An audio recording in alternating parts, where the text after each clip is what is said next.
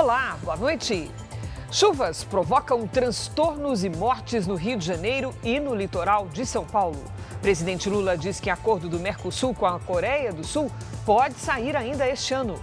Número de mortos em conflitos no México chega a 70, após captura e morte do chefe do cartel de drogas mais procurado do país. Agora, no Jornal da Record.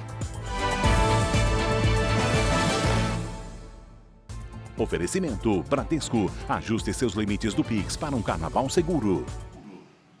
O ministro André Mendonça, relator do caso Master no Supremo Tribunal Federal, se encontrou novamente nesta segunda-feira com agentes da Polícia Federal para tratar das investigações. Então vamos direto a Brasília conversar com a Gabriela Milanese, que acompanha o assunto e vai nos atualizar sobre os detalhes. Olá, Gabriela, boa noite. Oi, Cris. Boa noite para você e para quem nos acompanha. Durante a audiência, os delegados da Polícia Federal atualizaram o ministro sobre o estágio das apurações e da investigação. O encontro serviu também para que os investigadores apresentassem ao relator, André Mendonça, os desdobramentos da Operação Compliance Zero, que investiga as fraudes financeiras cometidas no Banco Master. A partir das informações, Mendonça pode determinar novas diligências, como buscas, coleta de provas e ainda depoimentos. Agora, sobre o depoimento de Daniel Vorcaro à Comissão de Assuntos Econômicos do Senado, isso será definido nesta terça-feira. A defesa apresentou sugestões para que os parlamentares ouçam Vorcaro. Pode ser um depoimento em São Paulo, pode ser também por videoconferência ou ainda em uma nova data, presencialmente aqui em Brasília. A gente lembra que ele tinha sido convocado para prestar depoimento nesta segunda-feira na CPMI do INSS, mas decidiu por não vir a Brasília depois de uma decisão do ministro André Mendonça que desobrigou, tornou facultativo este depoimento que teria sido feito na tarde de hoje. Cris? Obrigada, Gabi. E ainda no Supremo Tribunal Federal, o STF formou maioria para manter a condenação dos militares do Grupamento de Forças Especiais do Exército, conhecido como Quides Pretos. O grupo integra o núcleo 3 do julgamento sobre a tentativa de golpe de Estado. A primeira turma do Supremo rejeitou o recurso da defesa de 7 réus e manteve penas que variam entre 16 e 24 anos de prisão. Eles foram condenados, entre outros crimes, por organização criminosa armada e tentativa de abolição violenta do Estado Democrático de Direito. O julgamento dos acusados de mandar matar a vereadora Marielle Franco e o motorista Anderson Gomes começa nesta terça-feira no STF. Os dois foram executados em 2018 no Rio de Janeiro. O julgamento vai ser na primeira turma do Supremo Tribunal Federal. Um dos acusados, Chiquinho Brazão, era deputado federal pelo Rio de Janeiro durante as investigações. Ele está em prisão domiciliar. Além dele, serão julgados Domingos Brazão, irmão de Chiquinho e conselheiro afastado do Tribunal de Contas do Rio de Janeiro, Rivaldo Barbosa, delegado da Polícia Civil do Rio, e Ronald Paulo de Alves, ex-policial militar. Todos são réus por duplo homicídio qualificado e pela tentativa de homicídio da assessora Fernanda Chaves. Robson Calixto Fonseca, o Peixe, ex-assessor do Tribunal de Contas do Rio, responde com os irmãos Brazão por organização criminosa. Em 2024, o STF aceitou a denúncia da Procuradoria-Geral da República com base em provas e depoimentos colhidos a partir do acordo de colaboração premiada do ex-policial militar Rony Lessa, o autor dos disparos. Lessa já foi julgado e condenado. O crime teria sido encomendado por causa da atuação de Marielle contra loteamentos ilegais no Rio de Janeiro. Estão programadas 3 sessões da primeira turma do STF, 2 para esta terça e outra para a quarta. A decisão vai ser por maioria. Se houver condenação, as penas vão ser definidas pelo colegiado. A soma das penas por duplo homicídio qualificado, tentativa de homicídio e organização criminosa pode passar de 70 anos de prisão. Os réus seguem presos preventivamente e negam qualquer envolvimento nos crimes. O governo federal revogou o projeto que previa a concessão das hidrovias dos rios amazônicos Tapajós, Madeira e Tocantins à iniciativa privada. Desde o mês passado, povos indígenas de diferentes etnias protestam contra a proposta. As hidrovias da região são um importante canal de escoamento de produtos do agronegócio, especialmente os produzidos em Mato Grosso e exportados pelos portos do Pará. O presidente Lula incluiu de última hora uma escala em Abu Dhabi no encerramento da viagem pela Ásia. Ele vai se encontrar com o presidente dos Emirados Árabes Unidos em uma sala reservada no próprio aeroporto para tratar de questões comerciais e de energia. Agora há pouco ainda em Seul, o presidente afirmou que o acordo entre Mercosul e Coreia do Sul pode sair neste ano. Ele também falou sobre o encontro com Donald Trump, que deve ocorrer no mês que vem. A nossa correspondente Silvia Kikuchi acompanhou.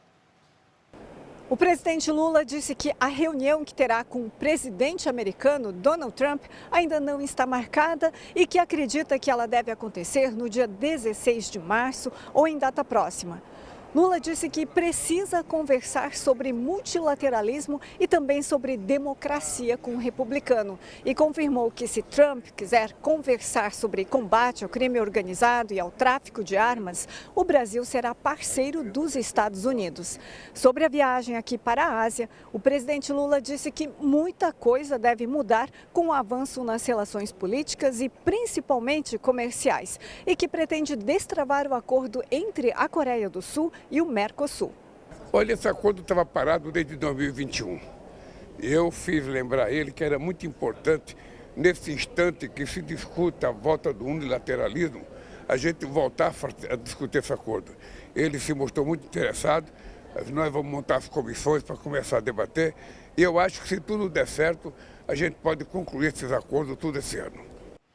Agora vamos voltar ao Brasil porque no Rio de Janeiro a chuva forte causou transtornos em várias cidades e chegou a interditar a rodovia Presidente Dutra. Uma pessoa morreu. O Leonardo Aque traz os detalhes para a gente. Oi, Léo, boa noite.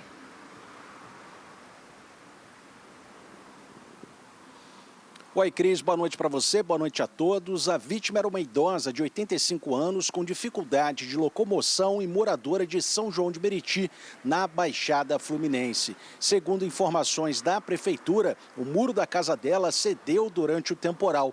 Ela não conseguiu sair.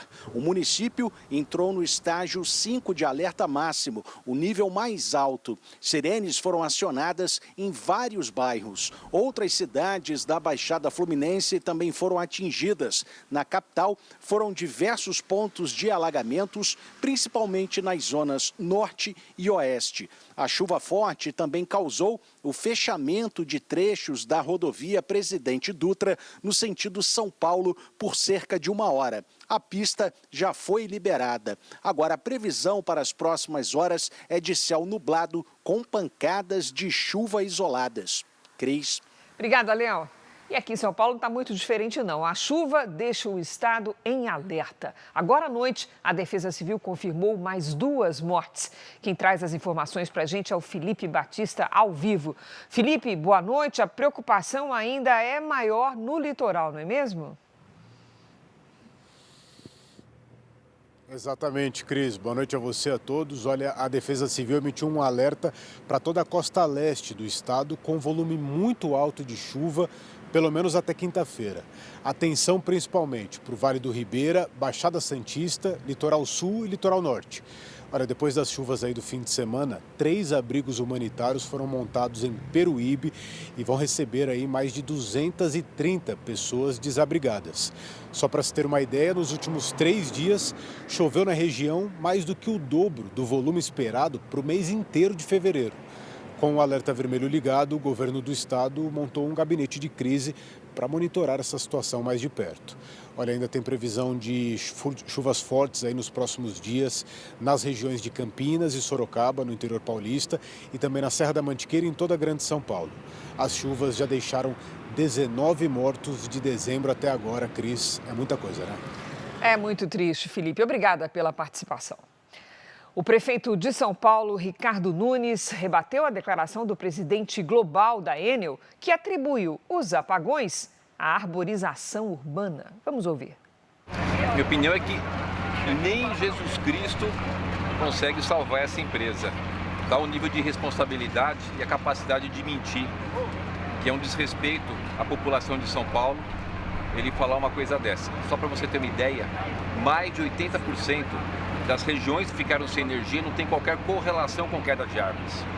Então, se ele quer culpar uma árvore da ineficiência deles, querer invocar Jesus Cristo, demonstra mais uma vez o quanto essa empresa é irresponsável e precisa sair da cidade. É um desrespeito com a população de São Paulo, o que eles estão fazendo. O goleiro do Corinthians, Hugo Souza, sofreu ataques racistas de torcedores da Portuguesa após a vitória do Timão nos pênaltis pelas quartas de final do Paulistão no Canindé. O jogador disse que episódios como esse não podem ser naturalizados ou ignorados. Em nota, a Portuguesa repudiou as ofensas e informou que tenta identificar os responsáveis pelos xingamentos. A Federação Paulista de Futebol disse que repudia veementemente os atos racistas sofridos pelo goleiro. Ainda no Paulistão, depois da eliminação do Red Bull Bragantino, o jogador Gustavo Marques fez declarações machistas contra a árbitra Daiane Muniz. Ele foi multado pelo clube e pode ser suspenso pela Justiça Desportiva. Não adianta a gente jogar contra São Paulo, Palmeiras, Corinthians e eles colocar uma mulher para apitar um jogo desse tamanho. Eu acho que ela não foi honesta pelo que ela fez. A repercussão da entrevista foi imediata e o jogador pediu desculpas. A Federação Paulista de Futebol afirmou que recebeu com profunda indignação e revolta a declaração do atleta e que vai encaminhar o caso para a Justiça Desportiva. Se denunciado por ato discriminatório, o zagueiro poderá ser suspenso por até 10 jogos. Uma atitude lamentável e covarde, que nós vamos até o fim para exigir uma reparação à altura. Nesta segunda-feira, o Bragantino informou que Gustavo Marques será multado em 50% do salário e vai ficar de fora do jogo contra o Atlético Paranaense pelo Brasileirão. O assunto agora é saúde, porque a vacina contra a chikungunya começou a ser aplicada em Minas Gerais nesta segunda-feira. A Gisele Ferreira traz os detalhes, sempre ao vivo para você aqui no JR 24 horas. Gisele, esse é um teste que começa em 4 cidades do estado. Super importante, não é? Isso mesmo, Cris. Boa noite. Sabará e Congonhas foram as primeiras cidades e já começaram a receber a vacina nessa segunda-feira. Na quarta-feira, Sete Lagoas e Santa Luzia também começam a aplicar a vacina nos moradores.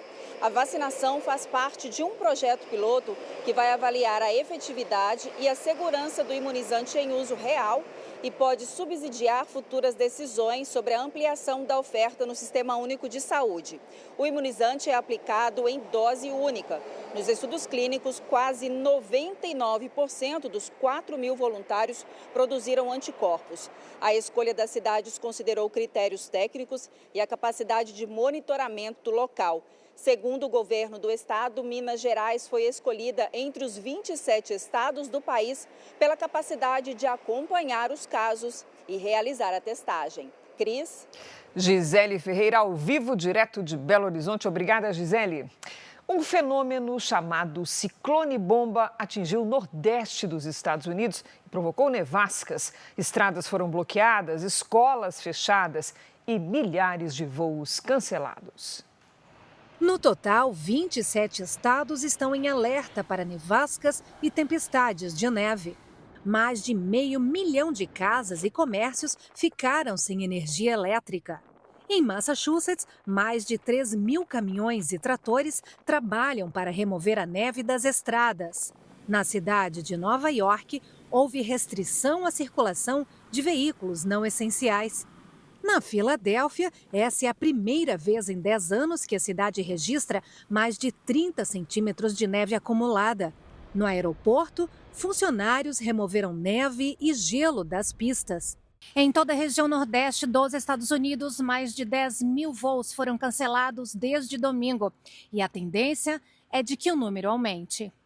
Esse jovem, que mora em Boston, Conta que é a primeira vez que vê uma nevasca como essa e que tem sido horrível, porque tudo está fechado.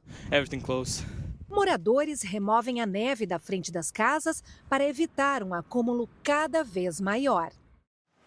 Novas imagens mostram o início do incêndio que causou a morte. Aquele episódio tristíssimo do Ano Novo causou a morte de 41 jovens em uma boate na Suíça. A gravação mostra uma jovem segurando garrafas de espumante com fogos que encostam no teto.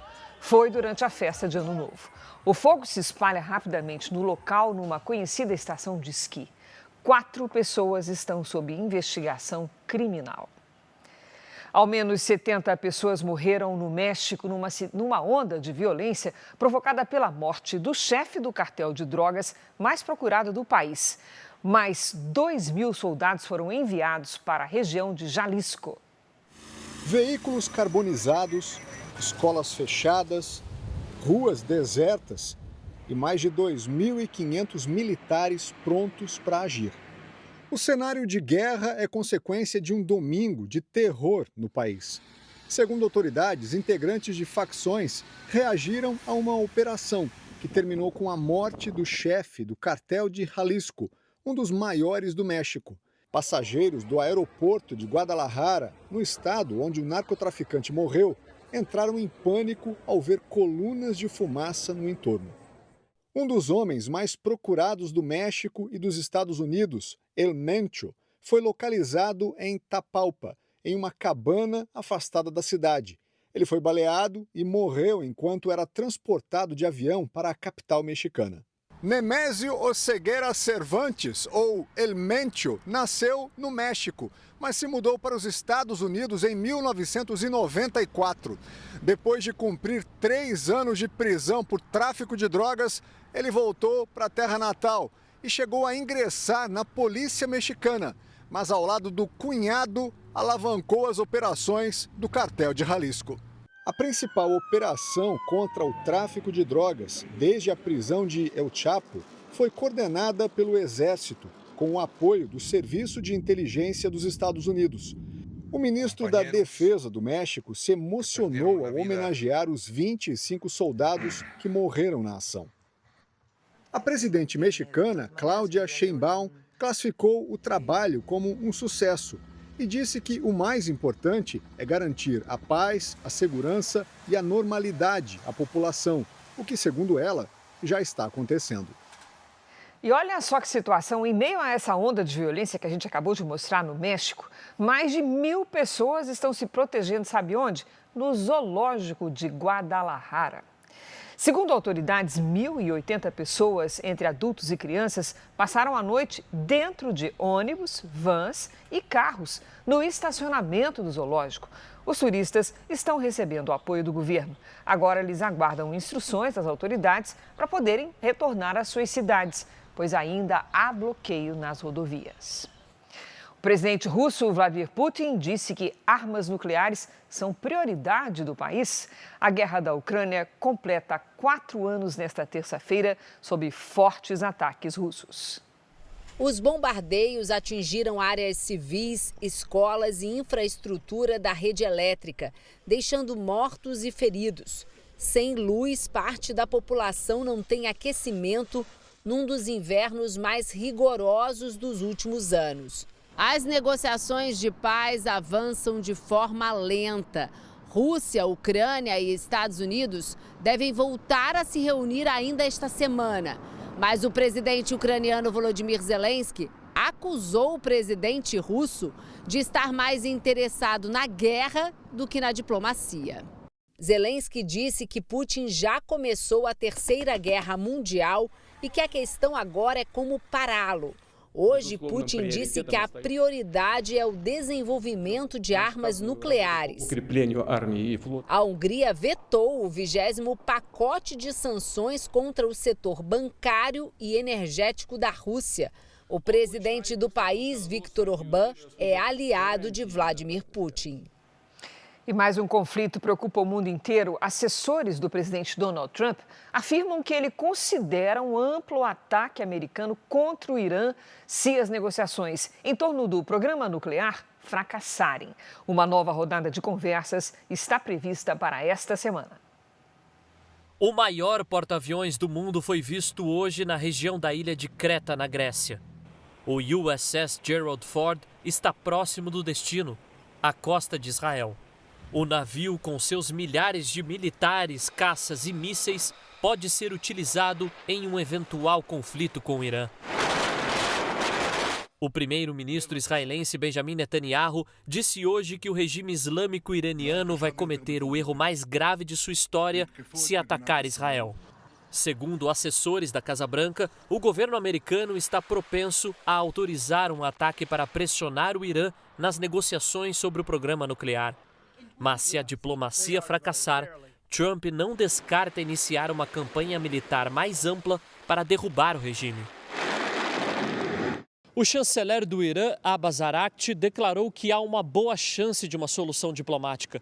Ele deve se reunir nesta quinta-feira com representantes americanos em Genebra, na Suíça. Entre as propostas está o enriquecimento de urânio no Irã apenas para pesquisa.